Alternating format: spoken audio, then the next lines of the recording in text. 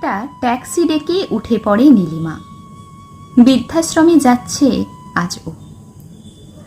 ওর ছেলে বৌমা ব্যাঙ্গালোরে নিজেদের সংসারে চাকরি নিয়ে ব্যস্ত, মেয়ে জামাই মুম্বাইতে। সময় নেই ওদের মায়ের জন্য। ওর স্বামী অরুণ আজ 3 বছর হলো মারা গেছেন। তারপর থেকেই নিঃসঙ্গ, একাকিত্ব জীবন নীলিমার। তাই এই সিদ্ধান্ত নিয়েছে ও নিজেই। ওকে কেউ জোর করেনি। শহর থেকে দূরে গঙ্গার ধারে কোলাহল মুক্ত মনোরম পরিবেশে এই বৃদ্ধাশ্রমটি। বেশ ভালো লেগেছে নীলিমার। ওর জীবনের শেষ দিনগুলো এখানেই কাটাবে ঠিক করেছে ও। বৃদ্ধাশ্রমটির নামও বেশ সুন্দর, গোধূলি। সত্যি তো, জীবনের গোধূলি বেলা। ট্যাক্সি থেকে নেমে গেট খুলে গোধূলিতে প্রবেশ করে নীলিমা। কাউন্টারে বসা মেয়েটি বলে, নীলিমাদি, তুমি আসবে বলে তোমার জন্য দোতলায় বারান্দা দেওয়া 6 নম্বর ঘরটা সাজিয়ে রেখেছি। তুমি যাও, আমি বুলাকে পাঠিয়ে দিচ্ছি তোমার দেখাশোনা করার জন্য। নীলিমা মৃদু হেসে সম্মতি জানায়। আজ থেকে গোধূলির 6 নম্বর ঘরটাই ওর ঠিকানা।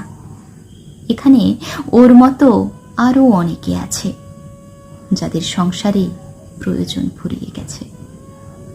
নীলিমা মনে করে তবু কথা বলতে পারবে, সুখ দুঃখ ভাগ করে নিতে পারবে সবার সাথে। নিঃসঙ্গ একাকিত্ব জীবনের থেকে ঢের ভালো এই বৃদ্ধাশ্রম। জীবনের শেষ মুহূর্তে কেউ না কেউ তো ওর পাশে থাকবে এই বৃদ্ধাশ্রমের। এইসব ভাবনায় ওকে আজ এইখানে নিয়ে এসেছে। দোতলার 6 নম্বর ঘরে যাওয়ার সময় হঠাৎই নীলিমার চোখ পড়ল 2 নম্বর ঘরের দিকে।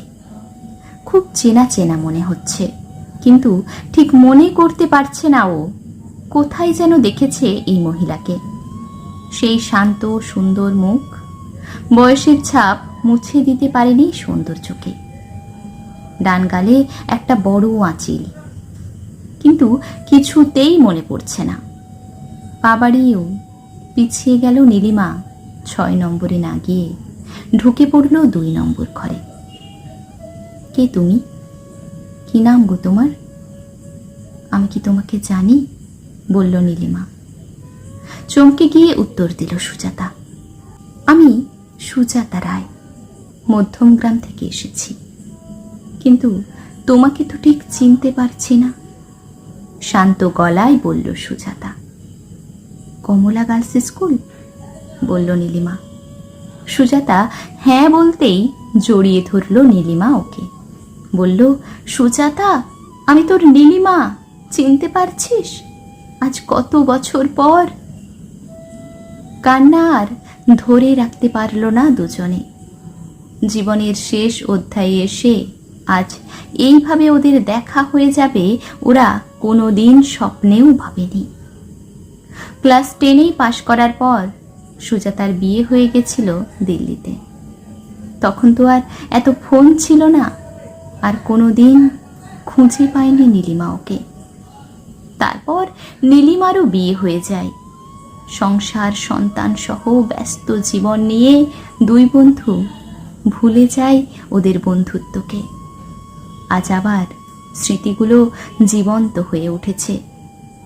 আলু কাবলি, ফুচকা, আমের আচার, ঝালমুড়ি, সব হারিয়ে যাওয়া শৈশব যেন ফিরে পেয়েছে কোনো এক ভূতের দেওয়া বরে। ওদের মনে হচ্ছে না ওরা বৃদ্ধাশ্রমে আছে, মনে হচ্ছে ওরা ফিরে গেছে সেই কমলা স্কার্ট পরে ক্লাসরুমে। ওদের গল্প হাসি শুনে পাশের ঘরের অন্য মহিলারাও এসে গেছে দেখতে। বুলা অবাক হয়ে দেখছে সুজাতা দিকে। অচেনা লাগছে আজ ওকে। প্রায় 1 বছর হলো সুজাতা গোধূলিতে এসেছে। ওর বর মারা যাওয়ার পর ওর অনিচ্ছা সত্ত্বেও ওর ছেলে বৌমা জোর করে এখানে দিয়ে গেছে। কোনোদিন কেউ ওকে ভালো করে হাসতে দেখেনি, শুধু চোখের জল ফেলতে দেখেছে, আর দেখেছে ছেলের ফোনের অপেক্ষায় সারা দিন বসে থাকতে। বুলা চিৎকার করে বলে, দেখো সবাই দেখো। বন্ধু পারে আরেক বন্ধুর মুখে হাসি ফোটাতে, সব ব্যথা ভুলিয়ে দিতে। সবাই একসাথে করতালি দিয়ে ওঠে। নীলিমা বলে, আমরা বাঁচবো সুজাতা, জীবনের শেষ দিনগুলো শুধু নিজেদের জন্য। পাশের ঘরের মিতালি দি গান ধরে, প্রাণীর সখা এসো মোর প্রাণী। মল্লিকাদি বলে, আজ আমি সবাইকে মিষ্টি খাওয়াবো। অদিতিদি বলে, বুলা নিয়ে এসো সবার জন্য চা মুড়ি আর আলুর চপ। আজ একটু অনিয়ম হলে ক্ষতি কি আছে? বুলা বলে, আজ কারো বাড়ি থেকে কুলাঙ্গার ছেলে মেয়ে ফোন করলে বলে দেব তোমাদের মায়েরা আজ ভীষণ ব্যস্ত। সবাই অনাবিলভাবে হেসে ওঠে একসাথে। সে যেন একেবারে প্রাণ খোলা হাসি।